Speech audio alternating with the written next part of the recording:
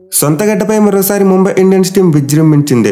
వాంకడే వేదిక ఆర్సీబీతో జరిగిన మ్యాచ్లో వాళ్ళు ఘన విజయం సాధించారు. అది ఎంతలా అంటే ఆర్సీబీ టీం సెట్ చేసిన 197 రన్స్ టార్గెట్ను కేవలం 15.3 ఓవర్స్లో చేశారు. సో సింపుల్గా చెప్పాలంటే ముంబై బ్యాట్స్మెన్ ఆర్సీబీ బౌలర్స్ను చావగొట్టారు. నిజంగా వాళ్ళు కొడుతుంటే 197 ఏదో 147లో అనిపించింది. సో మనం సీజన్ స్టార్ట్ కాకముందే చెప్పుకున్నాం ఆర్సీబీ టీం దగ్గర బౌలింగ్ లేదు, మెయిన్లీ ఒక గన్ బౌలర్ లేడని చెప్పుకున్నాం.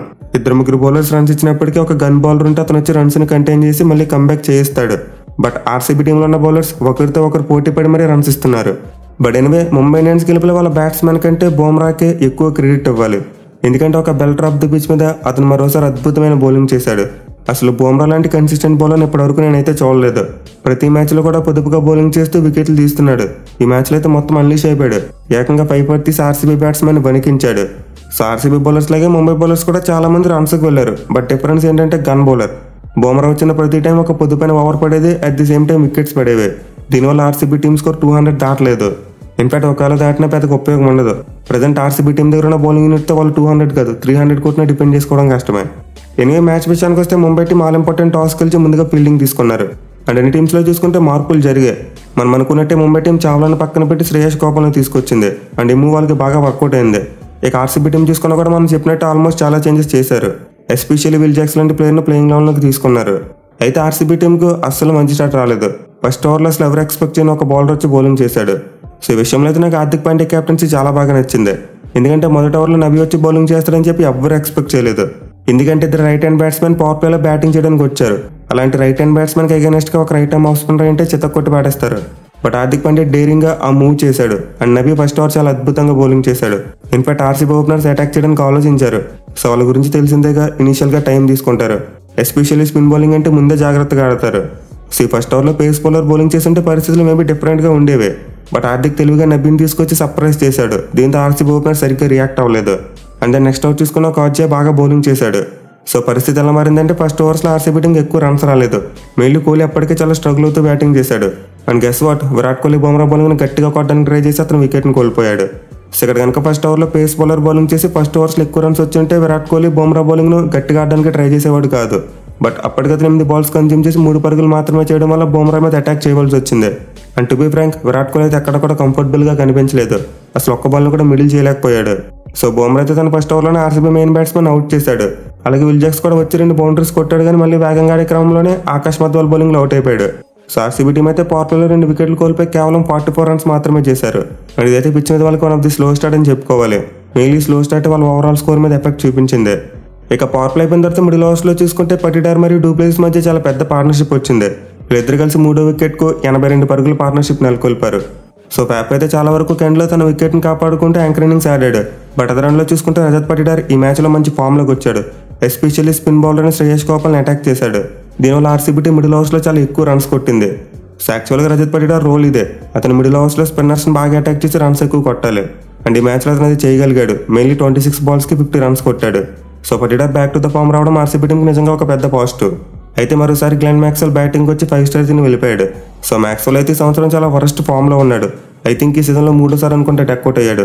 బట్ నా 6th సెన్స్ ఏం చెప్తుందంటే మ్యాక్స్వెల్ T20 వరల్డ్ కప్ కోసం తన బెస్ట్ను దాచుకుంటున్నాడేమో అనిపిస్తుంది. ఇప్పుడు ఎలా ఆడితే దాని మీద ఎక్స్పెక్టేషన్స్ తగ్గించేసుకుంటున్నాడు. బట్ T20 వరల్డ్ కప్ రాగానే చెలరేగిపోయి అందరికీ షాక్ ఇచ్చే ప్రమాదం ఉంది. ఇక మ్యాక్స్వెల్ అవుట్ అయిన తర్వాత దినేష్ కార్తిక్ చాలా ఎర్లీగా బ్యాటింగ్ వచ్చాడు. ఐ థింక్ 14th ఓవర్లో బ్యాటింగ్ వచ్చాడు అనుకుంటా. సో ఇదైతే బిట్ సర్ప్రైజ్. ఎస్పెషల్లీ ఒక లెగ్ స్పిన్నర్ బౌలింగ్ చేస్తున్నప్పుడు కార్తిక్ బ్యాటింగ్ రావడం నిజంగా చాలా సర్ప్రైజ్ చేసింది. ఇన్ఫాక్ట్ అతను ఎర్లీగా చాలా వరకు స్ట్రగుల్ అయ్యాడు. బట్ ఇలాంటి టైంలో డూప్లెసిస్ ఆ రెస్పాన్సిబిలిటీ తీసుకుని స్కోర్ వేగాన్ని పెంచాడు. ఓవరాల్గా 40 బాల్స్లో 61 రన్స్ కొట్టి ఈ సీజన్లో ఫస్ట్ 50 కంప్లీట్ చేశాడు. సో డూప్లెసిస్ అయితే కంప్లీట్లో ఒక యాంకర్ ఇన్నింగ్స్ ఆడాడు. అండ్ దానికి మంచి సపోర్ట్గా రజత్ పటిడార్ 50 కొట్టాడు. అలాగే చివరిలో దినేష్ కార్తిక్ బాగా ఫినిష్ చేశాడు. But in between RCB team momentum అయితే బుమ్రా చెడగొట్టాడు. మెయిన్లీ అతను వేసిన 17వ ఓవర్ మ్యాచ్కి హైలైట్. ఆ ఓవర్లో 4 బంతికి 50 కొట్టిన డూప్లెసిస్ని అవుట్ చేశాడు. అండ్ వికెట్ పడడంలో టిమ్ డేవిడ్ నిజంగా ఒక మంచి క్యాచ్ పట్టుకున్నాడు. ఇక నెక్స్ట్ బాల్ చూసుకుంటే ఒక టో క్రషింగ్ యార్కర్. అసలు ఆమ్రోర్ ఎక్స్పెక్ట్ చేసి ఉన్నాడు. నిజంగా అతని దగ్గర ఎలాంటి ఆన్సర్ లేకుండా పోయింది. అలాగే 19th ఓవర్లో చూసుకున్న బుమ్రా చాలా బాగా బౌలింగ్ చేశాడు. సో ఆర్సీబీ టీం మిస్ చేసిన ట్రిక్ ఏంటంటే బుమ్రా బౌలింగ్ చేస్తున్నప్పుడు కార్తిక్ని స్ట్రైక్లోకి తీసుకురాలేకపోయారు. మెయిన్లీ డీకేకు బుమ్రా మీద చాలా మంచి రికార్డు ఉంది. ఇన్ఫాక్ట్ ఈ మ్యాచ్లో అతను బౌలింగ్లో ఒక 6 కూడా కొట్టాడు. సో బుమ్రా బౌలింగ్ చేసినప్పుడు కార్తిక్ కనుక ఎక్కువ స్ట్రైక్లో ఉండుంటే మనం మంచి బ్యాట్లు చూసుండే వాళ్ళం. ఎనివే లాస్ట్ ఓవర్లో అయితే డీకే తన విశ్వరూపం చూపించాడు. నిజంగా మైండ్ బ్లోయింగ్ బ్యాటింగ్ చేశాడు. ఆకాష్ మధ్వాల్ని పిచ్చి కొట్టి లాస్ట్ ఓవర్లో 19 రన్స్ రాబట్టాడు. ఎస్పెషల్లీ ఇదే మధ్యలో అంతకుముందు ఓవర్లో 4 4లు కొట్టాడు. సో ఈ షాట్లు కొట్టిన విషయంలో అయితే దినేష్ కార్తిక్ యొక్క బ్రిలియన్స్ కనిపించింది. ఫీల్డ్ ప్లేస్మెంట్ ప్రకారం చూసుకుంటే ఆకాష్ మధ్వాల్ ఖచ్చితంగా వైడ్ యార్కర్స్గా వెళ్తాడు. అండ్ దీన్ని కరెక్ట్గా క్యాచ్ చేసిన కార్తిక్ ఆల్మోస్ట్ ప్రతి బాల్కి కూడా స్కూప్ షాట్ ఆడాడు. ఎస్పెషల్లీ థర్డ్ మ్యాన్ ఫీల్డర్ పైకి ఉండడాన్ని బాగా క్యాచ్ చేసుకున్నాడు. సో నిజంగా ఒక్క ఓవర్లో దినేష్ కార్తిక్ చాలా తెలివిగా బ్యాటింగ్ చేశాడు. ఇన్ఫాక్ట్ మిగతా బ్యాట్స్మెన్కి వైడ్ యార్కర్స్ని ఎలా ఆడాలో చెప్పినట్టుంది. సో కార్తిక్ అయితే 3 బంతులు 3 పరుగులు చేసి ఆర్సీబీ టీంకి చాలా మంచి ఫినిష్ ఇచ్చాడు. అండ్ అతని ఫినిష్ వల్ల 180 అనుకున్న స్కోర్ 196 వరకు వెళ్ళింది. ఇక ముంబై బౌలింగ్ విషయానికి వస్తే ముందు చెప్పుకున్నట్టే Bumrah the one man show నిజంగా మైండ్ బ్లోయింగ్ బౌలింగ్ చేశాడు. అసలు బుమ్రా గురించి అంతా చెప్పుకున్నా తక్కువే. ఇంకా సింపుల్గా చెప్పాలంటే మ్యాచ్ అయిపోయిన తర్వాత కెప్టెన్ హార్దిక్ పాండ్యా ఒక మాట అన్నాడు, బుమ్రా లాంటి బౌలర్ నా టీంలో ఉండడం నేను చేసుకున్న అదృష్టం అని అన్నాడు. సో ఒక్క సెంటెన్స్ బట్టి మనం అర్థం చేసుకోవచ్చు బుమ్రా ఎంత క్వాలిటీ బౌలర్ అనేది. అయితే ఈ మ్యాచ్లో బుమ్రా స్పెషల్ థింగ్ ఏంటంటే పొదుపుగా బౌలింగ్ చేయడంతో పాటు వికెట్లు తీసుకున్నాడు. 4 ఓవర్స్లో 21 రన్స్ మాత్రమే ఇచ్చి 5 వికెట్స్ తీసుకున్నాడు. సో ఇదైతే బుమ్రాకు సెకండ్ ఫైపర్. ఎస్పెషల్లీ ఇప్పటివరకు ఆర్సీబీ టీం మీద ఏ బౌలర్ కూడా ఫైపర్ తీయలేదు. ఫస్ట్ టైం ఒక బౌలర్ ఆర్సీబీ టీం మీద ఇలా 5 వికెట్లు తీయడం జరిగింది. మెయిన్లీ మ్యాచ్లో కోహ్లీ మరియు ఫ్యాఫ్ అతని మీద మంచి రికార్డు ఉందని చెప్పుకున్నాం. బట్ వాళ్ళని కౌంటర్ చేస్తూ బుమ్రా ఈ మ్యాచ్లో తన రికార్డును మెరుగుపరుచుకున్నాడు. ఇక బుమ్రాకు తోటి సెకండ్ బెస్ట్ బౌలర్ ఎవరంటే శ్రేయస్ గోపాల్. నిజంగా లోకల్ బాయ్ అయితే అద్భుతంగా బౌలింగ్ చేశాడు. ఇంతకుముందు పీయూసీలో 2 ఓవర్లకు 32 పరుగులు ఇచ్చేవాడు. బట్ గోపాల్ మాత్రం 4 ఓవర్స్లో 32 రన్స్ మాత్రం ఇచ్చి 1 వికెట్ తీసుకున్నాడు. సో గోపాల్ బౌలింగ్ వల్ల ముంబై టీం స్పిన్ అటాక్ కాస్త బెటర్గా కనిపించింది ఈరోజు. ఇక మిగతా వాళ్ళలో మధ్వాల్ మరియు కాజీ 1 వికెట్ తీసుకున్నారు కానీ చాలా ఎక్స్పెన్సివ్గా ప్రూవ్ అయ్యారు. మెయిల్ ఆకాష్ మధ్వాల్ ఈ మ్యాచ్లో అయితే హాఫ్ సెంచరీ కొట్టాడు. సో ముంబై బౌలింగ్లో బుమ్రా మరియు గోపాల్ ది బెస్ట్ బౌలర్స్. వీళ్ళిద్దరు బౌలింగ్ కారణంగా నా టీమ్ స్కోర్ 200 దాటలేదు.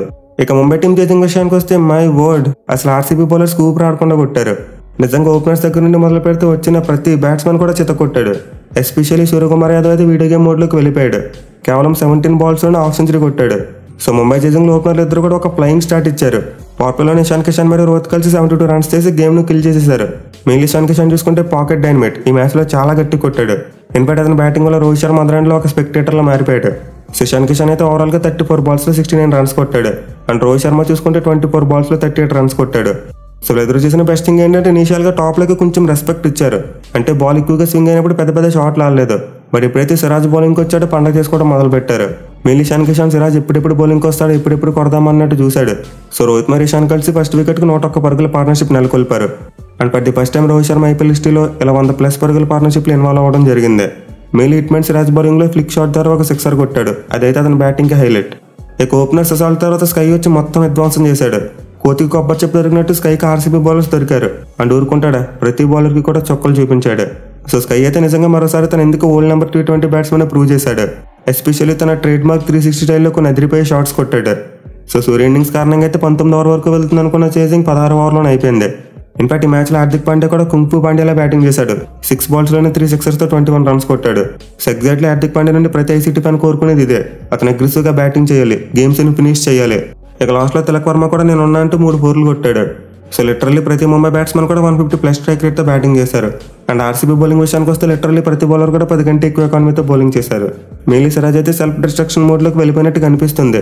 అతను కనుక అలానే బౌలింగ్ చేస్తే T20 వరల్డ్ కప్లో ప్లేస్ గల్లంతే. మెయిన్లీ మ్యాచ్లో 3 ఓవర్స్లోనే 37 పరుగులు ఇచ్చాడు. సో నార్మల్గా పవర్ప్లేలో సిరాజ్ బాగా బౌలింగ్ చేస్తుంటాడు. కానీ ఐపీఎల్ చూసుకుంటే పవర్ప్లేలో అతని ఎకానమీ 12+ ఉంది. ఒకవేళ రాబోయే మ్యాచ్లో అతను దీన్ని కరెక్ట్ చేసుకోకపోతే T20 వరల్డ్ కప్లో ప్లేస్ గోవిందా. ఇక అతను పాటు మిగతా ఆర్సీ బౌలర్స్ అందరూ కూడా రన్స్కి వెళ్ళారు. ఎవరి పేరని చెప్తాం. బట్ అందరిలో కల్లా వైశాఖ్ విజయ్ కుమార్ కొంచెం బెటర్గా బౌలింగ్ చేశాడు. 3 ఓవర్స్లో 32 రన్స్ ఇచ్చి 1 వికెట్ తీసుకున్నాడు. అలాగే విల్ జాక్స్ కూడా పర్లేదు. మెయిన్ బౌలర్స్తో కంపేర్ చేసుకుంటే ఒక ఆల్రౌండర్ అయినా సరే వికెట్ తీశాడు. అలాగే 24 రన్స్ మాత్రం ఇచ్చాడు.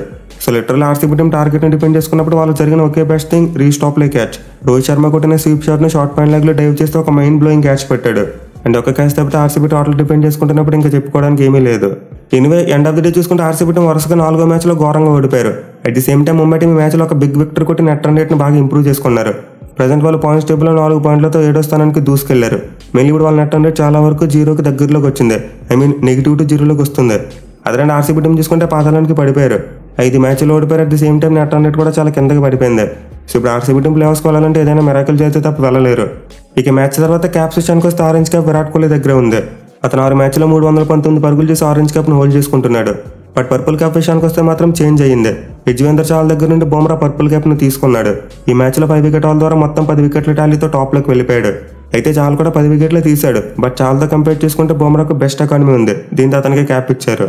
అలాగే మ్యాచ్లో అతను వండర్ఫుల్ పెర్ఫార్మెన్స్కి player of the match award కూడా ఇచ్చారు. సో ముంబై టీం కనుక రాబోయే మ్యాచ్లో కూడా ఇదే డామినెన్స్ కొనసాగిస్తే వాళ్ళు ఖచ్చితంగా ప్లేఆఫ్స్కి వెళ్ళడం పక్క. మెయిన్లీ వాళ్ళు నెక్స్ట్ మ్యాచ్లో సిఎస్కే లాంటి టీంతో తలపడబోతున్నారు. చూడాలి మరి ఎల్ క్లాసికోలో కూడా ముంబై టీం ఇలాంటి ఫామ్ను కొనసాగిస్తుందా లేదా అనేది.